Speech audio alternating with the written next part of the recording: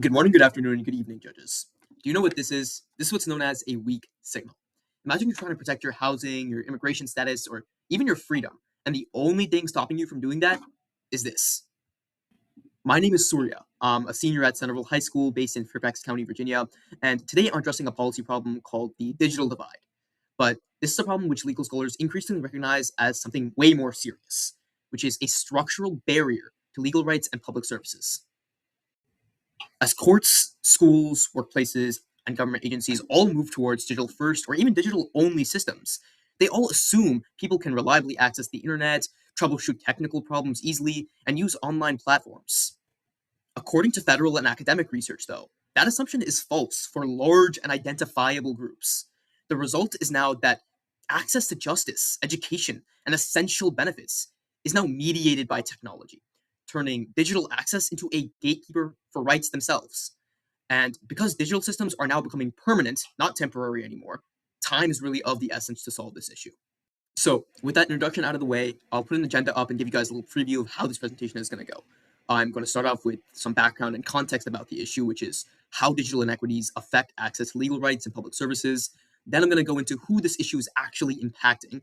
After that, I'm going to discuss some of the previous policy actions that have been taken on the issue.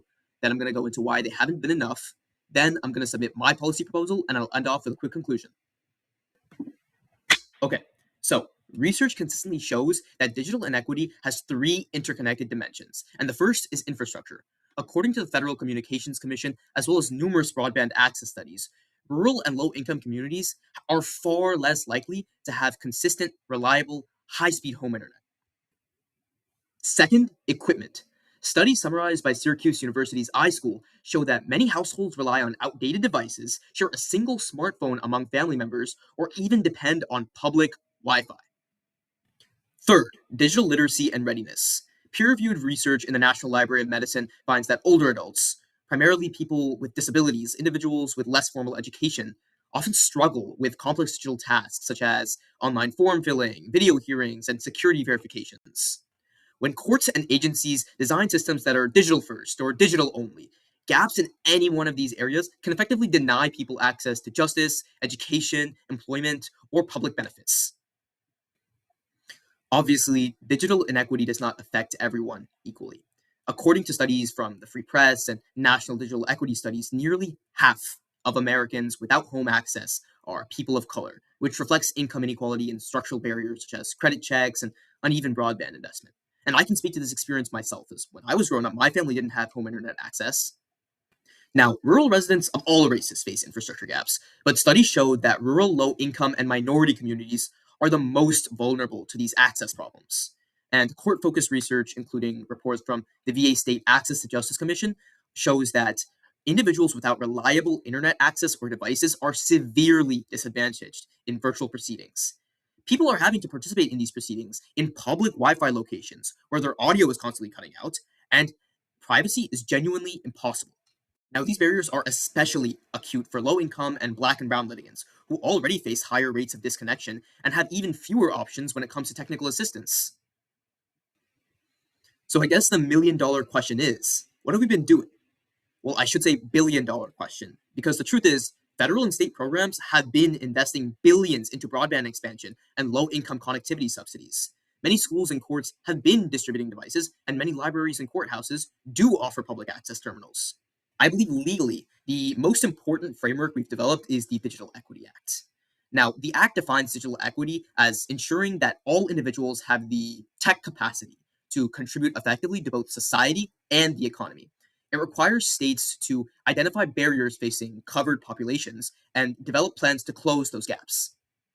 Now, these efforts have definitely produced benefits. The World Bank states in their work on digital courts that virtual systems can reduce travel costs, increase efficiency, and expand access for those who are digitally prepared. But these gains are uneven. Here's where I have to burst your bubble. Despite all of these great initiatives, research still shows that current approaches often fall short. I believe part of the reason is because current approaches treat broadband, skills, and devices all as separate problems when they're very much intertwined.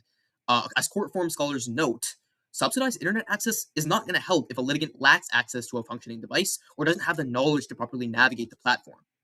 Second, many of these programs are just temporary. Academic studies of pandemic era digital access shows that when these subsidies expire, people can be abruptly disconnected from courts, schools, and benefit systems, as if the hope they've invested into the system and the knowledge they've gained is all suddenly ripped away from them. Third, digital reforms often prioritize efficiency over equity. Research cited by the New York Court Access to Justice Commissions shows that hybrid hearings can often unintentionally advantage the parties with better technology, affecting credibility, evidence presentation, and participation. Together, these three gaps together risk creating a two-tiered justice system, where rights exist in theory but are unequally accessible in practice. So what's this? It's not a flashlight, it is a signal. I propose the Secure Infrastructure and Guided Navigation for Access to Law, or Signal Act, bundling four feasible reforms, all already supported by existing research and law. Now, the Signal Act for now is a statewide level framework. It empowers the Commonwealth of Virginia, my home, to use existing funds from the Digital Equity Act to modernize our state courts and schools. By setting a statewide standard for digital due process, we ensure that in Virginia, our legal rights are decided by the law, not by internet access. First, adopt digital first, but not digital only standards. Both court reform literature and World Bank guidance emphasize that maintaining in person, paper, and phone options are all essential to maintaining due process when digital access is uneven. And in Virginia, this would basically just look like every court clerk's office maintaining a pro se resource desk where paper forms are kept and phone based hearing options are kept and made abundantly clear.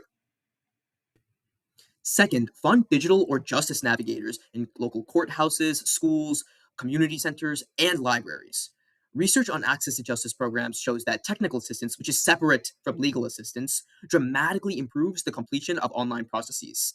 Funding would probably, in this example, be appropriated through the Virginia Department of Housing and Community Development, or DHCD, and the Library of Virginia would likely handle the training of these digital navigators within the local library systems. And obviously, I'm using Virginia as an example here, but this is a statewide framework that can be applied to any state. Third, align broadband and device subsidies with justice and educational needs. The Digital Equity Act already authorizes the state to cover targeted populations. So, tying subsidies to court involvement and public school enrollment builds on that framework instead of trying to create a whole new one. So now, instead of general subsidies, Virginia would create a justice involved connectivity voucher. So, if certain students were identified by schools as lacking proper internet access or a litigant had an upcoming court date, they would receive priority status for state distributed hotspots and devices funded by the Federal Digital Equity Act. Fourth, require courts and other agencies to collect and publish data on missed virtual hearings, incomplete applications, as well as connectivity related disruptions. Scholars consistently note that part of the reason why these equity gaps continue to persist is because institutions don't measure them. So every 6 months, the Office of the Executive Secretary of the given state Supreme Court, obviously in our case Virginia, would publish a report showing which jurisdictions, for example, Fairfax versus Richmond, have the highest rate of technical no-shows. This data allows the state to see exactly where infrastructure is failing and reallocate the funds accordingly. So all four of these reforms are honestly incredibly feasible and they would make a significant impact in solving digital inequity. So to conclude here, digital systems now act as gateways to rights. When those systems are already built on unequal foundations, they reproduce inequality even if they weren't made with discriminatory intent. Legal scholars have been increasingly arguing that digital access now resembles other public infrastructure, like courthouses or public schools, and that the state has an obligation to provide them on equal terms. And I agree. I know that in Virginia, if Virginia continues to digitize without safeguards, that the digital barriers will only replace the physical barriers in my community. But if digital equity is treated as a rights issue, as a people issue, I also know that the technology can be used to become a bridge rather than a barrier. In a digital first world, access to the internet and digital literacy means access to justice itself. And justice should never rely on Signal. And that's why I encourage you to support the Signal Act. So thank you so much for your consideration. Thank you so much for providing me this amazing opportunity to see the effects of digital inequity on my own community. And I hope you have a fantastic morning, afternoon, evening, or night. Thank you.